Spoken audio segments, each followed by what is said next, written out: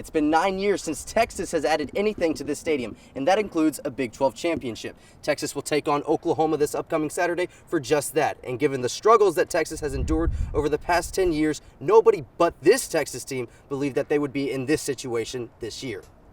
New Rice head coach Matt Braga decided that the opportunity to coach at Rice University, one of the best baseball programs in the country, was too much to pass up, despite coming within one win of Omaha this past year at Tennessee Tech. It's the first round of high school football playoffs here in the state of Texas. And while first round matchups don't usually carry a lot of intrigue, this game is different. We've got the undefeated Vandergrift taking on Tom Ball Memorial out of Houston. This sets the stage for an intense and competitive matchup here in the first round. Clippers guard Patrick Beverly may still be recovering from his injury this offseason, but that hasn't stopped him from coming back to this very same camp this year. With 2 losses in 2 weeks and the Texas Tech Red Raiders coming up on deck for the Longhorns, they know that they have to play much better than they did against West Virginia. That means cleaning up on the mental mistakes and the missed tackles. Replacing a legend such as Wayne Graham is never easy, but new Rice head coach Matt Braga is ready to win immediately. My expectations are, boys, let's get rolling, let's work hard, let's roll up the sleeves, and let's go get this thing done and surprise some folks. And Rice athletic director Joe Carlgard wants to give Braga the necessary tools to succeed. I know Coach Braga feels a burden on his shoulders right now, and we want to give him all the support that we can, and you know, Coach Graham is a big part of that. New Rice head coach Matt Braga decided that the opportunity to coach at Rice University, one of the best baseball programs in the country, was too much to pass up, despite coming within one win of Omaha this past year at Tennessee Tech. But this is a job that is an elite program in college baseball, and my expectations for what are going to happen here are high.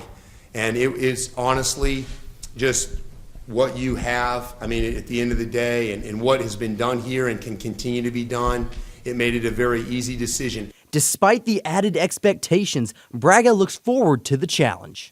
But this is a special opportunity, and we're excited. Jonathan Polasek, KPRC Channel 2 Sports. The bye week is usually a time to rest and recover, but Texas sees it as a time to go back to the basics. A lot of it was working on ourselves. I mean, that's kind of what you use bye weeks for, is to go back and revisit the fundamentals that we haven't hit since camp, and kind of working on that. But no, we had a great couple days of practice, and we were very productive. Despite the bye coming in during the Longhorns' 6-game winning streak, junior wide receiver Colin Johnson believes the Longhorns will be able to pick up right where they left off when they face Oklahoma State. Work doesn't really stop. You know, we're still at practice working during the bye week. You know, we got some more time to rest or whatever, but I don't believe our momentum has stopped. The Longhorns are coming off their bye this past weekend, and they've been pretty good against the run all year long, but they faced their stiffest test in Oklahoma State's Justice Hill. Justice Hill can make anybody miss. The dude wants to make a big play every play, and he's a good running back. You just got to run to the ball and rally because, I mean, again, like I said, he's going to try and make you miss. And Hill certainly made the Longhorns miss last year. In 2017, he ran for 117 yards on this Longhorns defense. So stopping him will be key for Todd Orlando and his defense. I know they got an explosive running back. We're going to have to stop him, and once we stop him, then Coach Orlando, he can call better play calling, and it makes it easy on him.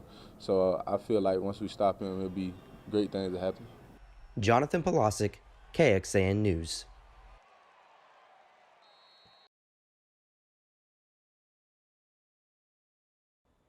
It's the 4th round of high school football playoffs, and 2 Austin area schools are still in the mix for a state title. Both teams on our sister station, KBVO, will give you Westlake first, the second game of our doubleheader. The Chaps taking on San Antonio Brandeis. Starting quarterback Taylor Anderson out with a broken ankle.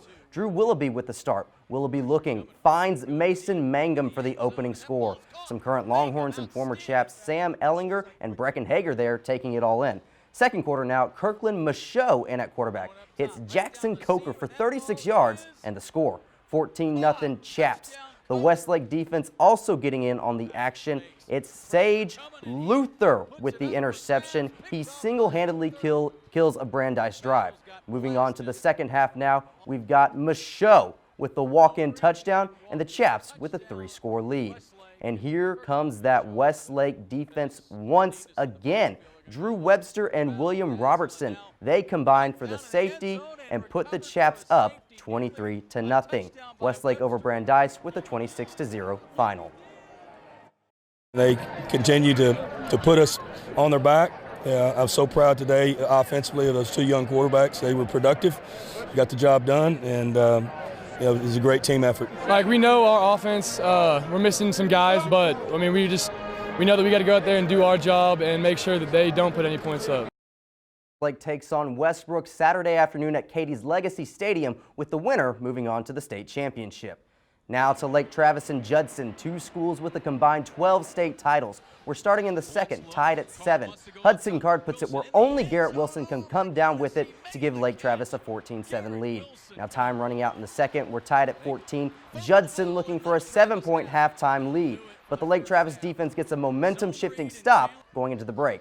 Now early in the third, Card, a Texas commit, finds Wilson once again.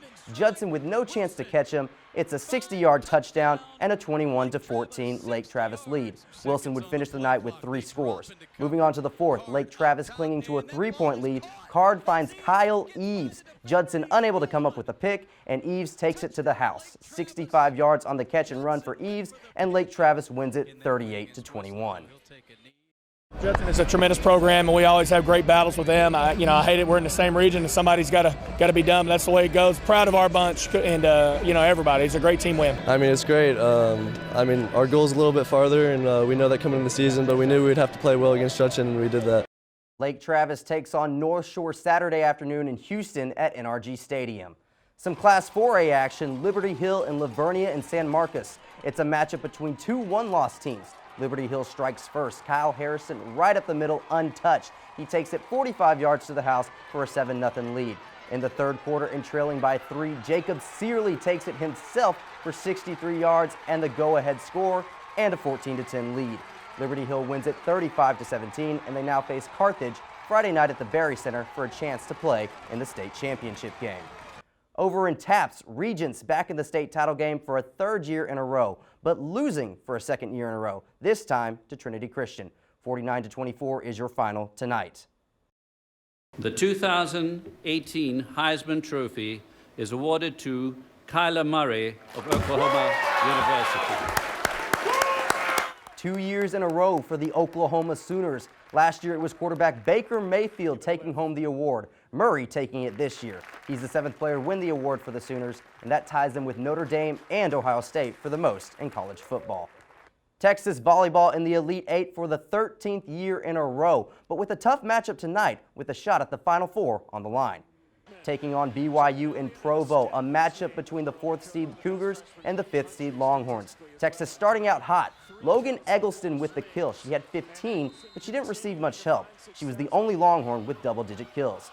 BYU comes back and takes the first set 25-23. They also take the second set 25-23. In the third, Texas starts hot but fades late. BYU sweeps the Longhorns in the Elite 8 3-0. The Longhorns fall in the Elite 8 for a 2nd year in a row, and the last time that happened was in 2006 and 2007, and that marked the beginning of 13 straight regional finals appearances. Moving on to basketball, Shaka Smart and the Longhorns on a 3-game losing streak. They look to get back on track against Purdue. Texas has lost back-to-back games to open a 6-game homestand, with both losses coming to mid-major schools. Purdue is a bit of a step up in competition, and the Longhorns know just how important this game is. It's a big game, if I wouldn't sit here and lie to you that it's not. Purdue's a great team, but we're capable of beating them. We beat North Carolina, so we have it. We have it. It's more so, are we going to be that team that we played against North Carolina? Or is that team going to be there on Sunday? That's the biggest question that we have. The reality is nobody feels sorry for you. You got another team coming in here that's a really good team, and it's another opportunity for us to be who we want to be. And nobody's going to make it easy on us. We have to create that ourselves. Well, that's it for sports tonight. I'm Jonathan Polasek. We've got weather for you coming up next.